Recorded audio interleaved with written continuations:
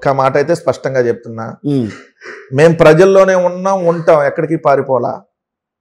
11 సీట్లే వచ్చి ఉండొచ్చు, బట్ ప్రజల్లోనే ఉంటాం. మళ్ళీ ప్రజాక్షేత్రంలో మీ పాలక పక్షాన్ని మీరు చేసేటటువంటి ప్రతి తప్పుని ఎండగడతాం. ఎప్పుడు ఇస్తున్నారు మహిళలకు ఉచిత బస్సు ప్రయాణం అని అడుగుతాం. వస్తుంది రేపు 2 రోజులు అయిపోతుంది. చూద్దాం, ఆ ముచ్చట కూడా చూద్దాం. ఎప్పుడు ఇస్తున్నారు 1500 18 సంవత్సరాలు దాటిన ప్రతి మహిళకి? మరి మన పెన్షన్ల మీద సంతకం పెట్టారన్నావు కదా, 50 సంవత్సరాలు దాటిన ఎస్సీ ఎస్టీ బీసీ మైనార్టీ వాళ్ళకి ఎప్పుడు ఇస్తున్నావు పెన్షను?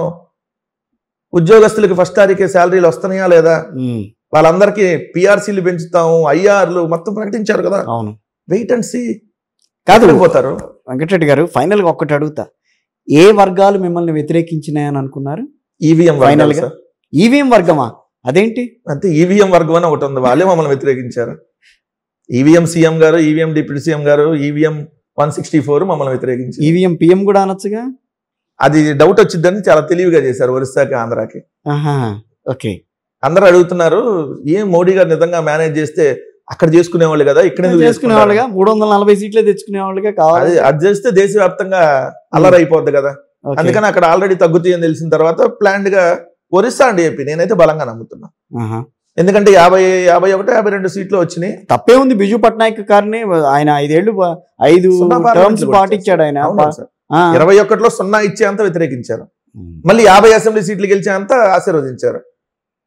అసెంబ్లీలో భారతీయ జనతా పార్టీ కంటే బీజేడీకి ఓట్లు పెరిగినాయి, కానీ ఓడిపోయింది బీజేడీ. గతంలో 2014-19 ఆ టైంలో కేజ్రీవాల్ గారు, తర్వాత కొంతమంది సిసోడియా వీళ్ళంతా కూడా ఈవీఎంల మీద మాకు అనుమానం ఉందని చెప్పి ఆ రోజు మాట్లాడితే వైఎస్ఆర్ కాంగ్రెస్ పార్టీ కూడా ఆ రోజు మాట్లాడలా.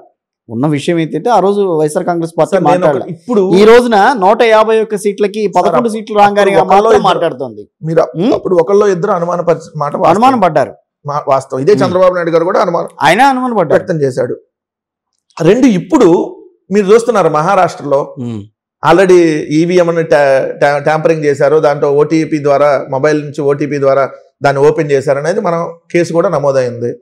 పోలైన ఓట్ల కంటే కౌంటింగ్ రోజు ఓట్లు చాలా 140 పార్లమెంట్ నియోజకవర్గాల్లో పెరిగినాయి.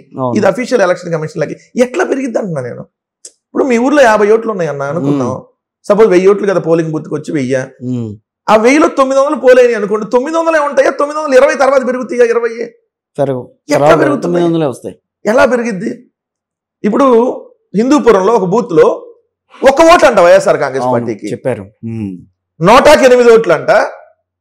అక్కడ కాంగ్రెస్ పార్టీ అభ్యర్థికి 400 ఓట్లు అంట. ఎంత వెరైటీ చూడండి. అంటే కౌన్సిలర్ అక్కడ వైఎస్ఆర్ కాంగ్రెస్ పార్టీ, ఆడ ఏజెంట్లు కూర్చున్నారు, ఎంపీకి ఏజెంట్ కూర్చున్నారు, ఎమ్మెల్యేకి ఏజెంట్ కూర్చున్నారు. వాళ్ళెవరు వేల అసలు కౌన్సిలర్ ఏజెంట్లు ఆ ముగ్గురు 3 ఓట్లు వస్తాయి కదా, వాళ్ళ ఫ్యామిలీలో వదిలేసినా కూడా వాళ్ళన్నా రావాలిగా. జనరల్ గా మాట్లాడుకుందాం అసలు. మళ్ళీ అక్కడ పార్టీ అధ్యక్షులు కూడా అదే అంటూ ఉన్నారు, 1 ఓటు ఎట్లా? మరి అన్ని అనుమానాలకు తావిస్తాయి కదా. ఒకటి ఏదైనా జరిగిన దానికి ఎవరు బాధ్యులు తర్వాత తెలుస్తుంది ఆ విషయంలో. కానీ వైఎస్ఆర్ కాంగ్రెస్ పార్టీ ఎప్పుడైతే టీడీపీ జనసేన కలిసి ముందుకెళ్తున్నాయని అన్నప్పుడు అప్పుడున్నా కొంచెం జాగ్రత్త పడాల్సిందేమో.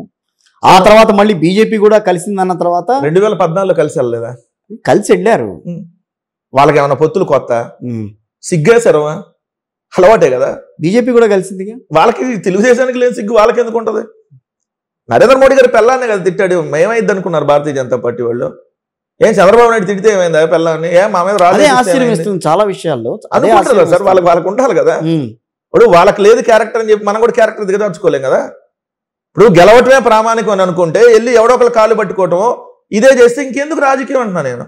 అది అవతల వాళ్ళకి ఉంది. అలానే మమ్మల్ని కూడా వెళ్ళమంటే ఎట్లా వెళ్తాం? మేము పార్టీలో పోతే ఓడిపోతాం, అంతే కదా. పార్టీలో ఇంటర్నల్ గా కూడా చాలా గొడవలు ఉన్నాయి. అవి కూడా ఏ పార్టీని? వైఎస్ఆర్ కాంగ్రెస్ పార్టీ. ఒకటి, ఈ పార్టీలో ఉండాలి అని అనుకున్నప్పుడు పార్టీ సిద్ధాంతాలకు కట్టుబడే ఉండాలి. నేను చెప్పినట్టు వినలేదు, నాకు చెప్పినట్టుగా నడవాలనుకుంటే పోయినోళ్ళు పోయారు. అట్లా నేను చెప్పిన వాళ్ళందరికీ సీట్లు ఇవ్వాలని ఒక ఆయన, లేదు నాకు ఆ సీట్ నుంచి నువ్వు ఈ సీట్కి మారుస్తావని ఇంకో ఆయన, పోయినోళ్ళు పోయారు. పోతే అటు గెలిచి ఉండదు. సరే, ఇప్పుడున్న 10 నిలుపుకుంటారా లేకపోతే ఏదన్నా సార్? ఒకటి అటికిట్ అయ్యే పరిస్థితి ఏమన్నా ఉందా? ఒకటైతే స్పష్టం, ఎవరు ఉన్నా లేకపోయినా వైఎస్ఆర్ కాంగ్రెస్ పార్టీకి వచ్చినటువంటి నష్టం లేదు. ఇది ఒక పాయింట్. ఓకే. 2, మా పార్టీకి ఒకళ్ళే లీడర్ జగన్మోహన్ రెడ్డి గారు, ఒక్కడే పోరాడతాడు. దాని వెనకాల నలుగురు వస్తారా? తెలుగుదేశం పార్టీకి ఒక్కడే లీడర్ చంద్రబాబు నాయుడు గారే పోరాడతారు.